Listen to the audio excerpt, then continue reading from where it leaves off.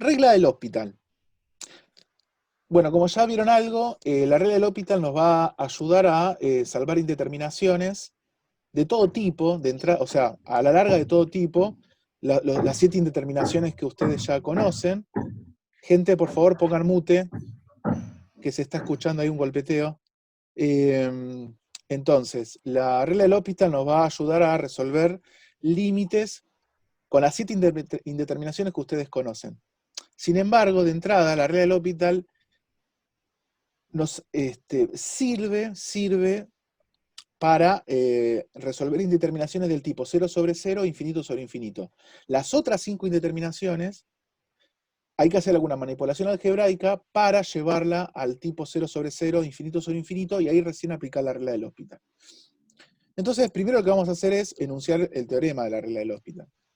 Entonces, tenemos dos funciones f y g, derivables en un intervalo abierto a b, salvo quizás justo en un punto x sub 0, que pertenece a intervalo, y vamos a suponer que g' en x es distinto de 0. Una función gx. Para todo x perteneciente a intervalo abierto a b. Con x distinto a x0, ¿sí? O sea, en un entorno cercano a x0, pero no justo en x0. Entonces, el teorema de la regla del Hospital, en realidad es el teorema del Hospital, después, bueno, uno le llama regla porque termina siendo como una especie de procedimiento. Si el límite con x tendiendo a x sub 0 de una función que es en realidad una división, un cociente de estas dos funciones f sobre g, ¿sí? Fíjense que lo importante es que ustedes van a calcular un límite que es el cociente de dos funciones, f sobre g. Bueno, si resulta que este límite da lugar a una indeterminación del tipo 0 sobre 0 o infinito sobre infinito, como les comentaba hace un rato, solamente alguna de estas dos indeterminaciones, entonces resulta que este límite, con x tendiendo a x sub 0, de f de x sobre g de x, lo puedo reescribir, porque va a ser igual, como el límite con x tendiendo a x sub 0, de f' de x sobre g' de x, siempre que el límite del segundo miembro exista o tienda a más menos infinito. A ver, ¿por qué resalto esto de exista o tienda a más menos infinito?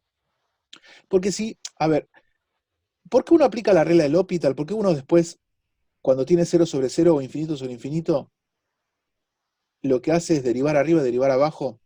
Porque la idea es que las indeterminaciones del tipo 0 sobre 0 o infinito sobre infinito desaparezcan y que después les termine quedando un límite donde podamos calcular, ¿sí?, ese límite, valga la redundancia. El tema es, ¿qué pasa cuando yo derivo arriba, derivo abajo, y lo que me queda me da que el límite no existe? Entonces significa que tengo que volver para atrás y la regla del Hospital, en ese caso, no debería aplicarla. Es decir, que cuando yo aplico la regla del Hospital, encuentro un límite finito o encuentro que tiende a infinito, entonces la regla del Hospital fue bien aplicado. Ahora, cuando aplico la regla del Hospital y lo que encuentro es que el límite no existe, entonces la regla del Hospital ahí no tendría que haberse aplicado y tengo que recurrir a otro mecanismo, posiblemente alguna de las cosas que ya hayamos visto en la guía 4. ¿Ok? Pero bueno, eso nos damos cuenta recién al final. O sea, uno se tira ahí a la pileta y se fija, bueno, a ver qué onda. ¿Puedo aplicar la regla del Hospital? Si lo aplico, obviamente siempre en situaciones donde tengo indeterminaciones del tipo 0 sobre 0 o infinito sobre infinito. Aplico la regla del Hospital, derivo arriba, derivo abajo, llego a que el límite existe, me da un número o me da infinito, perfecto, listo.